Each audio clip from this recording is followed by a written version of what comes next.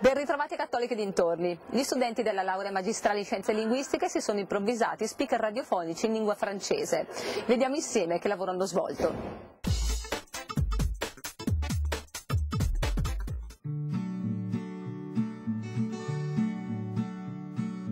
Professoressa Molinari, quest'anno gli studenti della laurea specialistica del corso di laurea in scienze linguistiche hanno realizzato un prodotto un po' particolare, ce ne vuol parlare?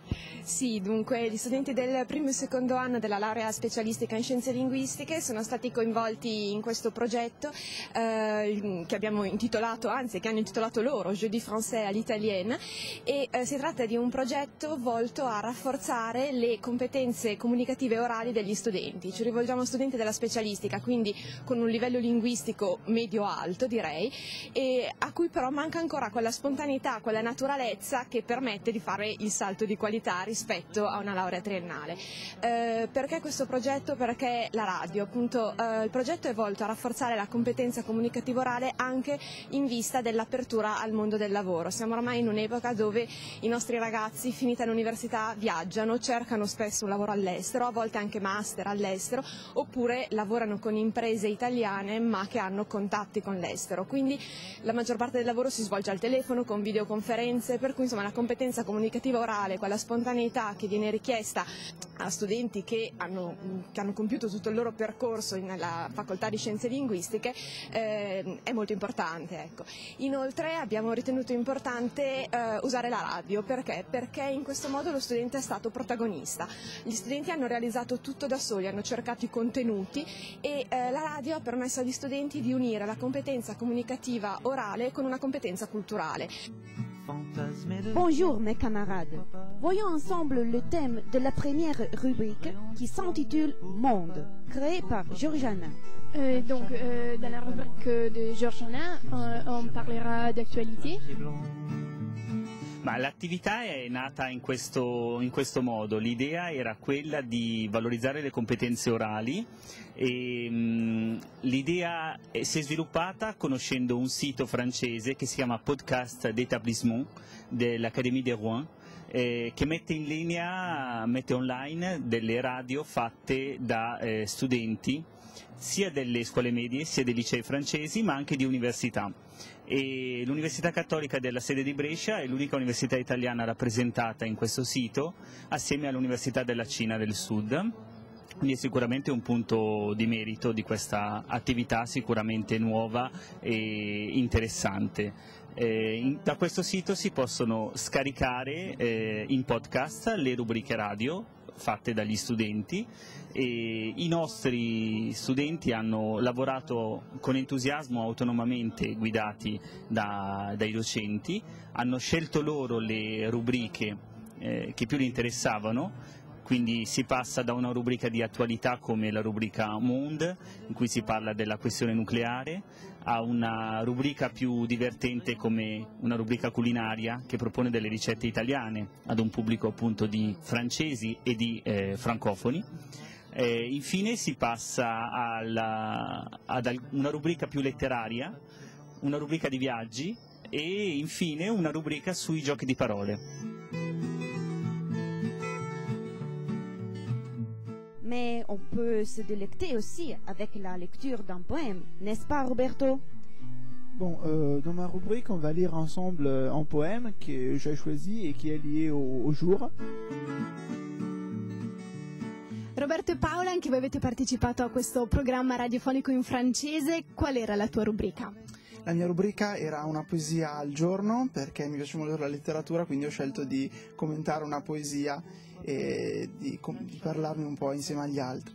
Sì, allora io ho pensato a una rubrica sulla cucina, quindi una rubrica che propone delle ricette tipicamente italiane e appunto nel corso della nostra radio ho pensato di proporre il tiramisù, che è un dolce tipicamente italiano, e quindi è una rubrica anche molto leggera che si propone appunto di offrire agli ascoltatori delle ricette semplici da fare. Io ho fatto una rubrica sui viaggi. Praticamente nella finzione di questa radio proponevo in ogni puntata una città da visitare in Francia. Tu Alice che cosa hai fatto? Ecco, appunto, io ho fatto per esempio una rubrica sui giochi di parole in francese, quindi proprio alcuni giochi come per esempio alcuni palindromi, così di questo genere, così un po' sul giocoso, diciamo. Nous sommes ainsi arrivés à la conclusion de notre rubrique. Merci à nos trois mousquetaires pour nous avoir amusés. L'abitudine alla lettura parte dalla famiglia e spesso perché i figli vedono i genitori che leggono. È stato questo il tema al centro dell'incontro che si è svolto nella libreria dell'Università Cattolica. Vi proponiamo ora alcune riflessioni.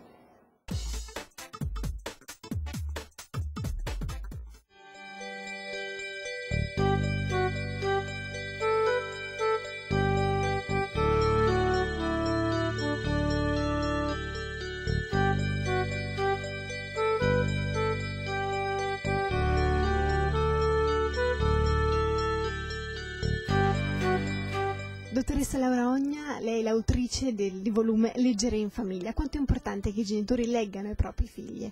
Direi che è essenziale, è vitale per tante ragioni, perché attraverso il racconto, la voce della mamma, del papà che leggono e raccontano delle storie, si crea una relazione che parte da quando il bambino ha ancora pochissimi mesi.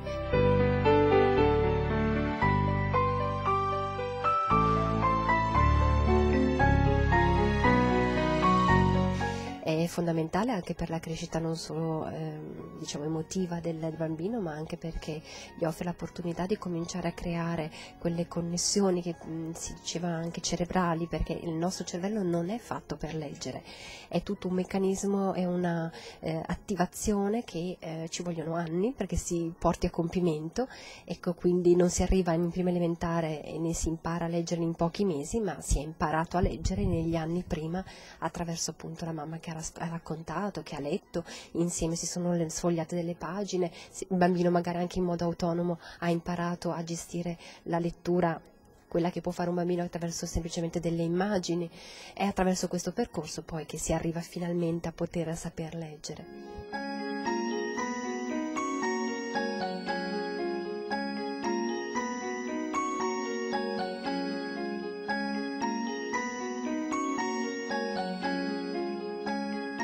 In che modo è cambiata la lettura con l'avvento delle nuove tecnologie?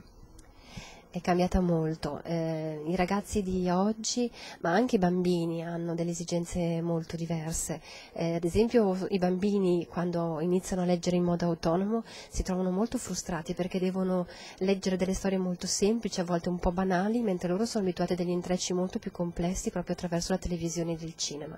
Poi quando l'età cresce le esigenze diventano diverse, sono ragazzi che usano moltissimo le nuove tecnologie, internet, e quindi sono abituati a una informazione molto più rapida, molto più veloce, un linguaggio anche molto più rapido e molto più veloce. Non amano per niente le descrizioni, cercano delle storie molto ritmate, dialoghi, quindi la velocità più che la profondità, questo sicuramente è un cambiamento.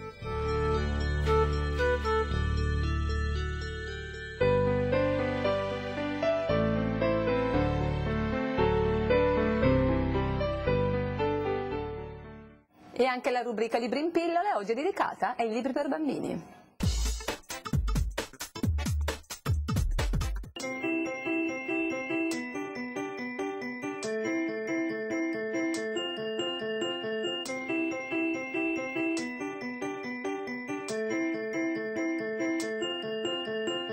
Feel good, I'll be okay. I can dream the rest away. It's just a little touch of fate, it'll be okay. It sure takes its precious time, but it's got right, and so have I. Divertente questo libro di Erich Kästner intitolato La conferenza degli animali. Riecheggia un po' il vecchio libro di George Orwell intitolato La fattoria degli animali, perché anche in questo caso sono gli animali a prendere le redini del mondo, stufi di quello che gli esseri umani stanno facendo. In questo caso però, nella storia di Kästner, i protagonisti sono i bambini, infatti è una favola dedicata a loro. Gli animali sono infatti molto stufi di continuare a vedere litigi e guerre tra gli esseri umani, perché si domandano: e i bambini che cosa c'è? Che ne sarà di loro? Se gli uomini rovinano il mondo, che ne sarà del loro futuro? È per questo che allora tutti insieme decideranno di organizzare una conferenza per cercare di salvare i piccoli nel mondo. A questa conferenza parteciperanno tutte le specie del pianeta. Un libro divertente e interessante. Questa è La conferenza degli animali di Erich Kästner.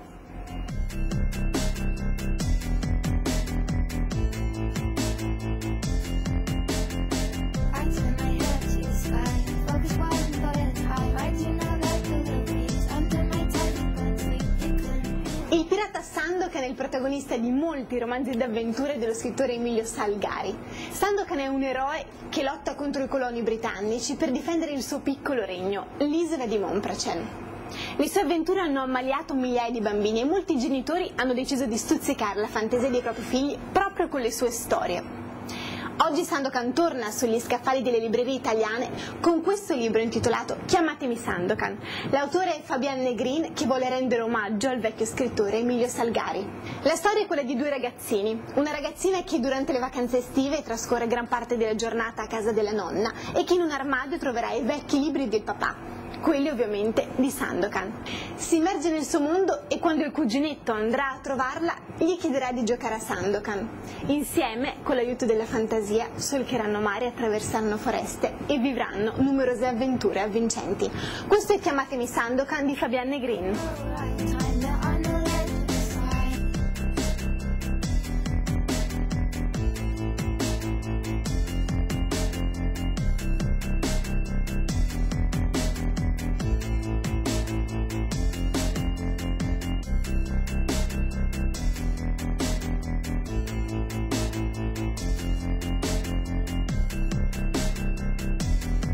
Beatrice Fontanel dedica ai bambini questo interessante libro intitolato La mia prima storia dell'arte. In realtà non è indirizzato solo ai bambini ma anche agli insegnanti di elementari e medie che insegnano storia dell'arte.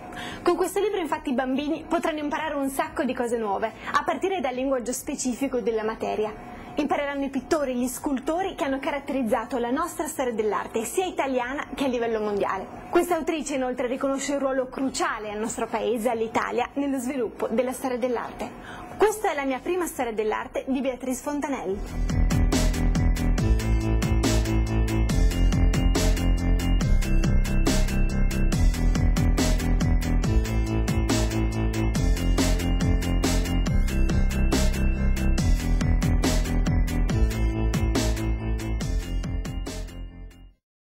Anche per questa puntata è tutto, vi do appuntamento la prossima settimana, come sempre il venerdì alle 20:45 su Teletutto, e per chi volesse rivedere i nostri servizi sono disponibili su UCAT. Grazie per essere stati con noi.